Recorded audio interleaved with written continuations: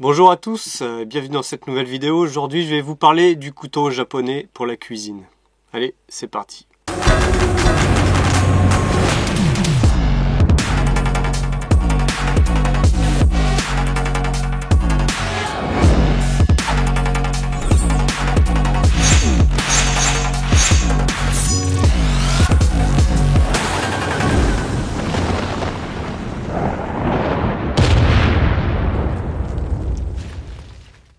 Donc aujourd'hui je vais vous faire un petit topo sur les couteaux japonais que je fabrique et les couteaux japonais artisanaux en général.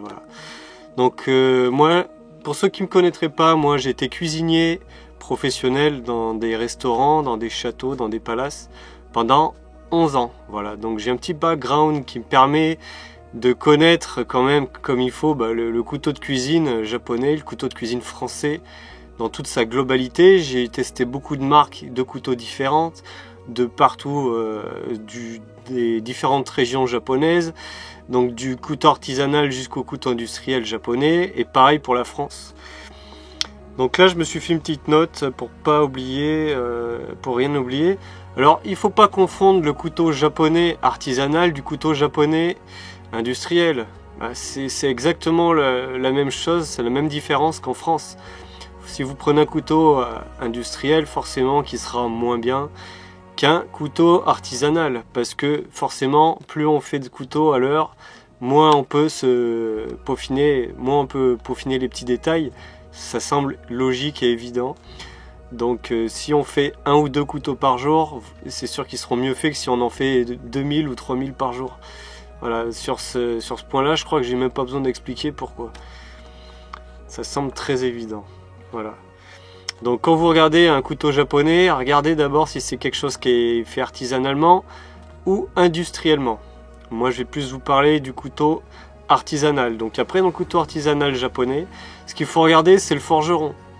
Parce que du coup le forgeron c'est lui qui va forger la lame et polir aussi la lame. Mais pas tout le temps. Des fois c'est quelqu'un d'autre qui vient pour polir la lame et encore quelqu'un d'autre qui vient faire le manche et encore quelqu'un d'autre qui vient assembler le manche sur la lame. Donc voilà, ça fait beaucoup de métiers différents à la fin, plus celui qui fait les étuis, celui qui va vendre le couteau, celui qui va faire le site internet, celui qui va faire toute la publicité et tout ça. Donc ça fait beaucoup de métiers, de sous-métiers différents. Donc à ne pas confondre avec par exemple un industriel qui fait tout, il a plusieurs branches avec des sous-métiers, mais c'est dans la même boîte, alors que là pas forcément. Alors j'avais une question qui m'a été souvent posée sur les alvéoles. Est-ce que c'est bien un couteau avec des alvéoles pour pas que ça colle à la lame et tout ça? Alors les alvéoles, je pense que c'est la plus grosse connerie de l'univers. Ça sert à rien du tout sur un couteau. De mon expérience de cuisinier, j'ai essayé parce que je me suis dit s'il y en a, c'est bien que ça doit coller. Donc ils ont fait ça pour pas que ça colle. J'ai essayé, ça marche pas du tout. Parce que si tu tailles une brunoise ou une jardinière de légumes, ça collera. Et oui, ça va coller. Peut-être que les tranches assez larges colleront un petit peu moins, mais en général ça colle quand même un peu. Donc pour moi, il n'y a pas de différence entre un couteau qui est complètement lisse et un couteau avec des alvéoles. Et je me suis dit, pourquoi les Japonais ont jamais fait de couteau avec des alvéoles?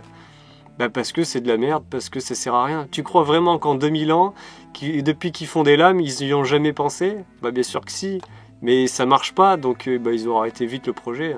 Voilà. En plus ça affine la lame, ça fait un point de fragilité, et si le couteau tombe, il peut casser à l'endroit de l'alvéole. Et oui.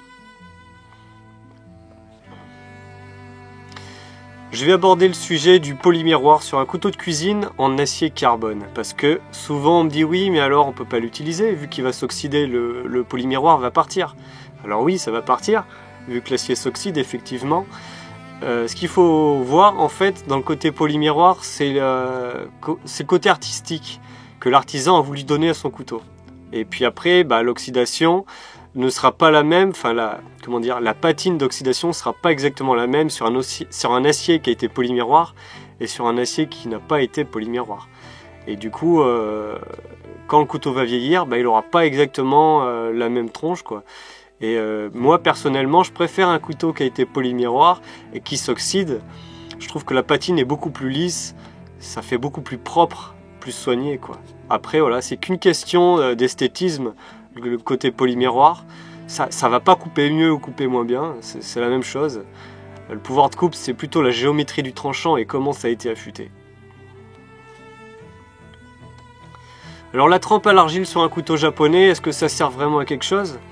Alors, il y a plusieurs avis différents, il y a des couteliers qui ont des avis très tranchés là-dessus, c'est le cas de le dire. Donc pour moi, la trempe à l'argile, c'est un gage de qualité parce qu'on voit exactement où est la trempe sur le couteau. Par exemple, je vais vous montrer un couteau de cuisine que j'ai fait comme ça, voilà. Donc là, c'est un petit office. Alors, je sais pas si ça va faire la mise au point. Peut-être je suis trop près de l'objectif. Voilà, donc on voit bien la partie qui a été trempée en fait sur le couteau. Donc ça fait une trempe à l'argile et au-dessus, bah, normalement, c'est pas trempé ou très peu durci. Donc au moins, on sait jusqu'où on peut affûter notre couteau avant qu'il soit foutu, quoi. Sur un couteau français, on n'a pas ça. Donc pour moi, la trempe à l'argile, c'est pas juste esthétique, c'est aussi un gage de qualité. On sait exactement comment le forgeron a travaillé et comment il a trempé sa lame. Parce que moi, ça m'est déjà arrivé d'acheter des couteaux pas très loin de chez moi. Je vais pas nommer les couteliers parce que voilà, j'ai pas envie de foutre les gens dans la sauce, comme on dit. Mais quand j'étais plus jeune, quand j'étais en cuisine, j'ai acheté des couteaux voilà, à des industriels et à des artisans. Et pour m'amuser, vu que je m'entraînais déjà au polissage à la pierre japonaise, bah, je m'étais amusé à repolir ça et à foutre ça dans du perchlorure de fer. Et quand je me suis aperçu que la lame était trempée que sur 3 ou 4 mm de hauteur sur la lame, comment vous dire que j'ai été très déçu. Et ça, eh ben, on ne peut pas le voir si la lame n'a pas été polie à la japonaise, quoi. Donc le gars, quand il vérifie la dureté avec la lime, eh ben, il se dit c'est bon, c'est dur, sauf que c'est dur que sur 3 ou 4 mm de haut, mais du coup c'est que dalle. Et nous en cuisine, les couteaux, ils sont censés durer toute une vie, ou au moins la moitié de la carrière du cuistot. Donc il va beaucoup l'affûter, et bah, les 3 mm, bah, ils seront vite dépassés, et du coup bah, au bout d'un moment, le couteau il coupe plus du tout, quoi. Et sans cette fameuse ligne de trempe, pour moi, j'explique que là c'est bien mon avis perso, vous me direz dans les commentaires ce que vous en pensez, suivant votre vécu. Donc pour moi, la trempe à l'argile, c'est vraiment un facteur déterminant dans l'achat d'un couteau parce qu'on sait exactement jusqu'où on peut l'affûter et on sait comment l'artisan a travaillé derrière. Sinon, c'est un peu comme un Kinder Surprise, on ne sait pas ce qu'on a dans les mains, on ne sait pas comment c'est trempé, on ne sait pas si c'est bien trempé. Dans d'autres vidéos que j'avais fait, on voyait bien que je faisais ma trempe nickel et que l'acier n'était pas très bien du tout trempé, c'était que sur 2-3 mm. Du coup, j'ai dû retremper la lame plusieurs fois jusqu'à que ça marche. Et certains couteliers se font pas chier à faire ça, ils regardent à la lime et dès qu'ils voient que c'est un peu dur, c'est bon pour eux. Alors que la trempe peut être complètement foirée. Après, ce qu'il faut pas oublier, c'est que le côté très esthétique, en fait, c'est plus pour la coutellerie d'art, on va dire. Tout ce qui est trempe à l'argile, c'est vraiment le côté japonais, très poussé, où ils se mettaient des défis à voir le meilleur polissage, la meilleure forme de lame, avec le meilleur reflet sur l'acier. Et ça, c'est pas un côté qu'on a en France. C'est pas du tout la même philosophie de travail qu'on a en France, donc on va dire un Français de base qui connaît pas du tout les couteaux japonais, dès que je lui parle de trempe à l'argile, de polissage avec du Nugu Yakako par exemple, bah putain le mec je lui parle chinois quoi. Mais voilà, quand on connaît un peu le couteau japonais traditionnel, et on se rend compte qu'il se mettait des défis pour aller toujours plus loin dans le polissage. Et après, c'est vraiment la philosophie du perfectionnisme qu'on n'aurait pas besoin sur un couteau normal, on va dire, pour la cuisine. Mais c'est vraiment pour atteindre et explorer à fond le domaine quoi, de la coutellerie.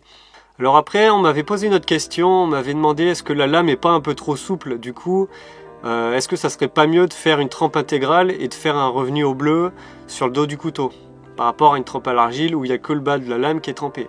Alors ça, c'est un gros débat. Pour moi, ça se vaut parce que si, par exemple, je prends un couteau de cuisine qui fait, on va dire 3 mm d'épaisseur, avec une trempe qui fait, on va dire, un bon tiers de la lame.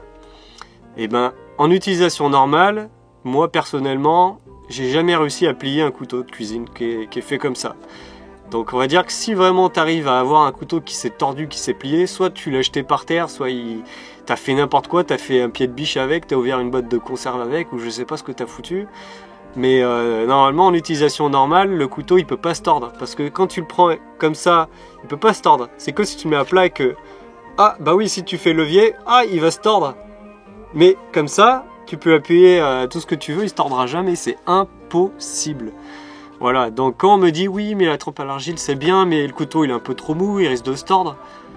Oui mais en usage normal c'est impossible, donc je vois pas comment il pourrait se tordre. Moi pourtant des fois j'étais un peu comme un bourrin en cuisine j'avoue, et pourtant j'ai jamais tordu de couteau. Voilà, donc après si tu arrives à tordre des couteaux c'est que tu fais n'importe quoi. Je vois pas d'autre explication en tout cas. Et il faut pas oublier que la partie non trempée, ou très peu trempée, elle a été forgée sur un couteau de cuisine japonais.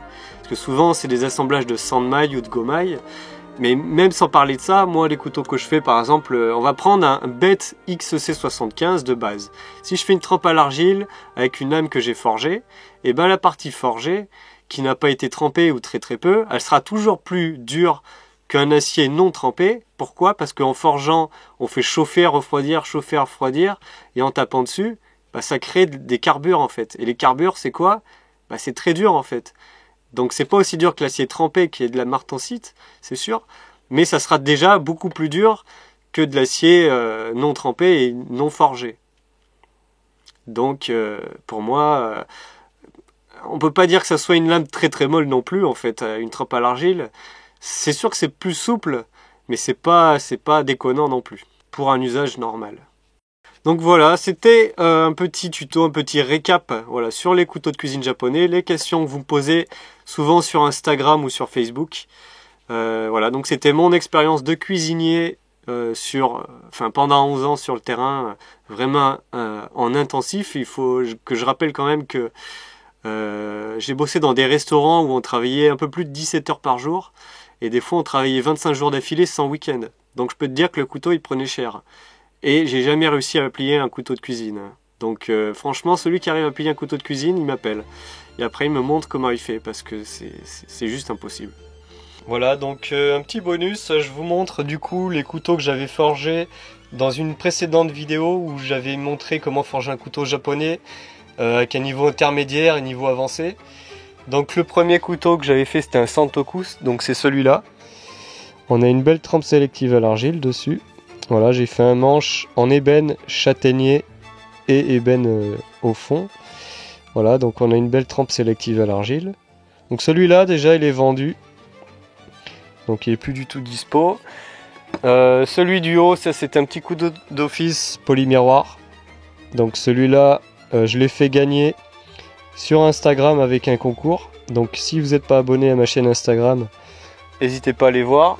Donc celui-là est gagné. Et celui-là, donc une espèce de Yanagiba, mais en mode français, avec une petite ligne de trempe sympa à l'argile. Donc celui-là, il est dispo en vente sur mon site internet, laforgeduronin.com. Voilà, comme ça vous aurez vu le couteau forgé pendant la forge et une fois terminé, voilà, ça donne ça. Et je vais vous en montrer d'autres qui sont disponibles aussi sur mon site.